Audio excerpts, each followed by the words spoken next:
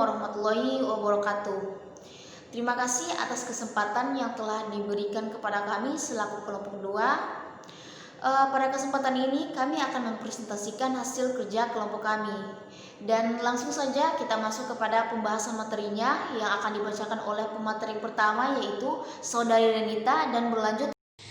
Bismillahirrahmanirrahim. Baik, terima kasih atas kesempatan yang diberikan oleh moderator.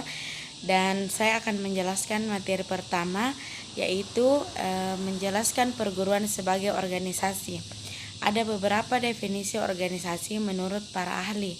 Yang pertama, S.B. Hari Lubis 1987 mengatakan bahwa terdapat kesamaan pengertian dari keseluruhan definisi organisasi, yaitu pada dasarnya organisasi sebagai suatu kesatuan sosial dari sekelompok manusia yang saling berinteraksi menurut suatu pola tertentu, sehingga setiap anggota organisasi memiliki fungsi dan tugasnya masing-masing, yang sebagai suatu kesatuan mempunyai tujuan tertentu dan mempunyai batas-batas yang jelas, sehingga dapat dipisahkan secara tegas dari lingkungannya.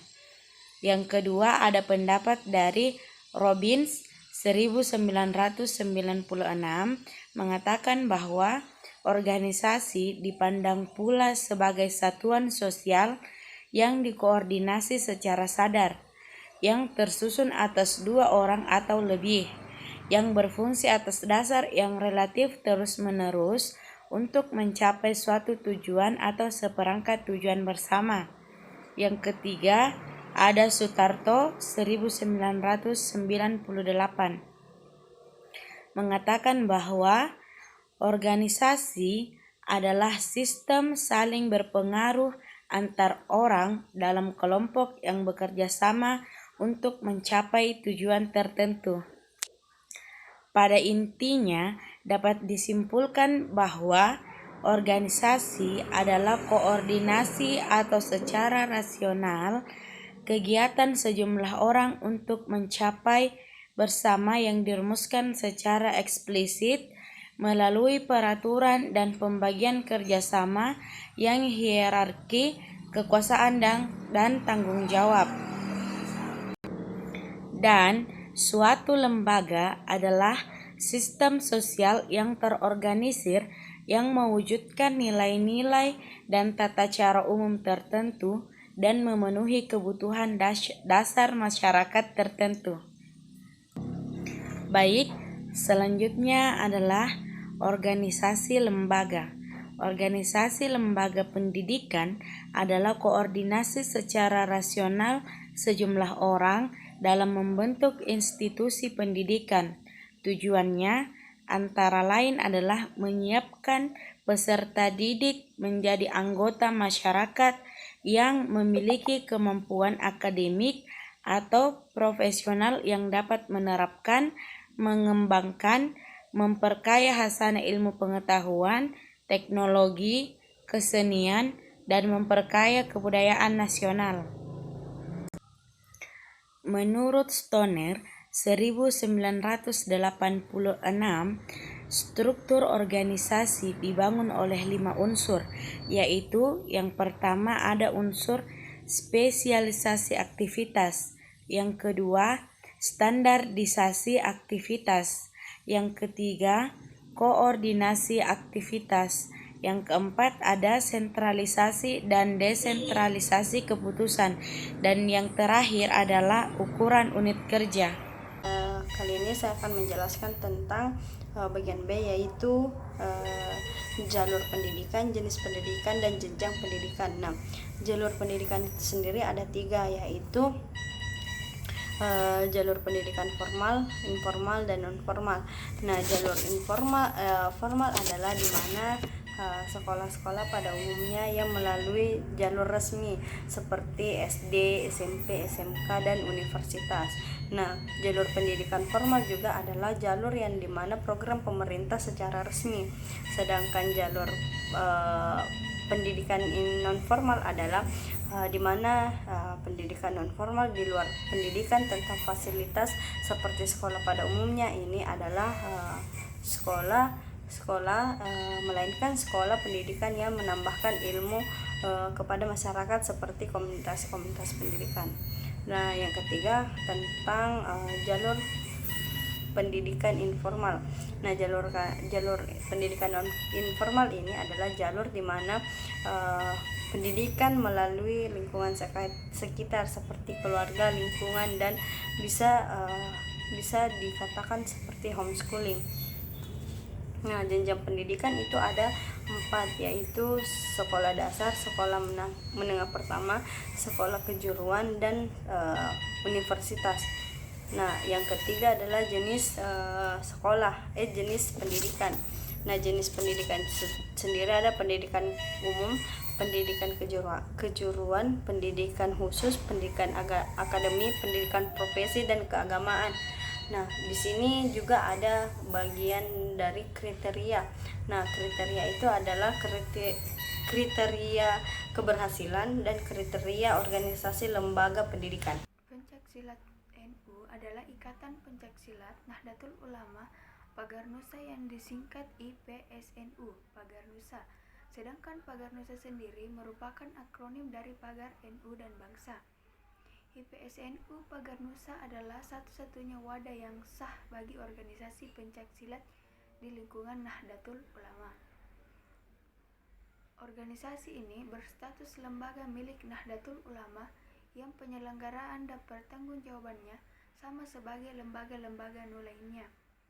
Status resmi kelembagaan inilah yang menjadikan Pagar Nusa wajib dilestarikan dan dikembangkan oleh seluruh warga NU dengan pengecualian pencaksilat atau bela diri lainnya. Segala kegiatan yang berhubungan dengan pencaksilat dan bela diri dengan segenap aspeknya dari fisik sampai mental, dari pendidikan sampai sistem pengamanan dan lain-lain merupakan bidang garapan bagi lembaga ini.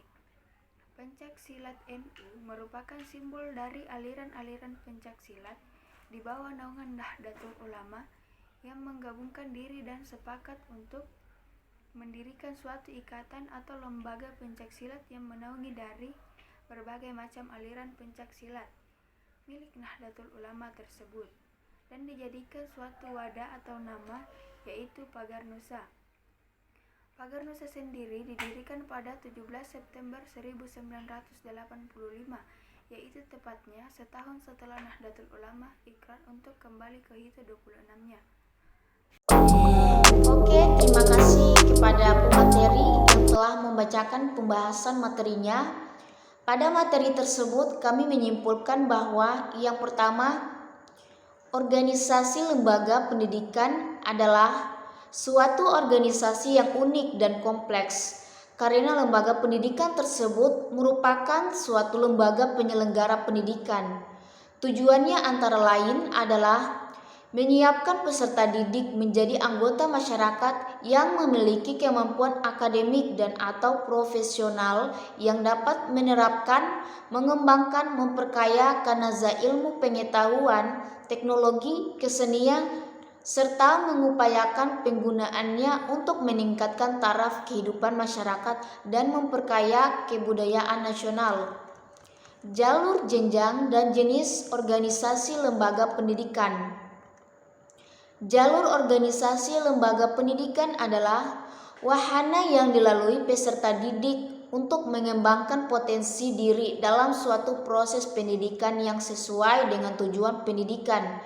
Ada 3 jalur pendidikan yang berperan dalam pembentukan kualitas sumber daya manusia, yaitu terdiri atas pendidikan formal, non-formal, dan informal.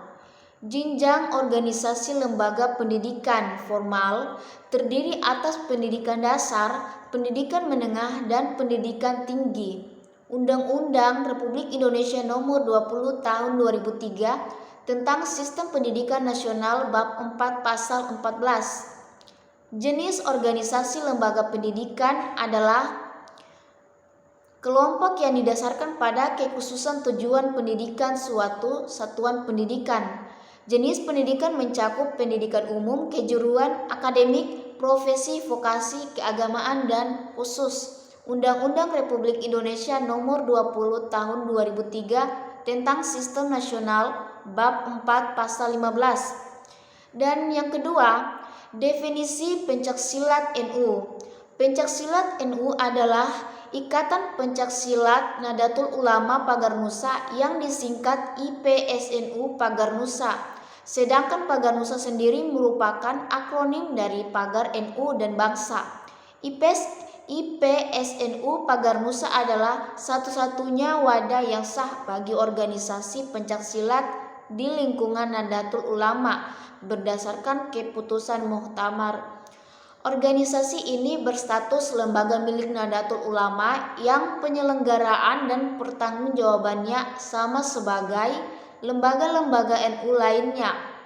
Pencaksilat NU merupakan simbol dari aliran-aliran pencaksilat di bawah naungan Nahdlatul Ulama yang menggabungkan diri dan sepakat untuk mendirikan suatu ikatan atau lembaga pencaksilat yang menaungi dari berbagai macam aliran pencaksilat milik Nahdlatul Ulama tersebut dan dijadikan suatu wadah atau nama, yaitu Pagar Nusa. Pagar Nusa sendiri didirikan pada tanggal 17 September 1985, yaitu tepatnya setahun setelah Nahdlatul Ulama ikrar untuk kembali ke Kiton 26-nya. Oke, terima kasih. Itulah pembahasan materi kami dari kelompok 2, dan mohon maaf atas segala kekurangannya. Akhir kata kami ucapkan wassalamualaikum warahmatullahi wabarakatuh.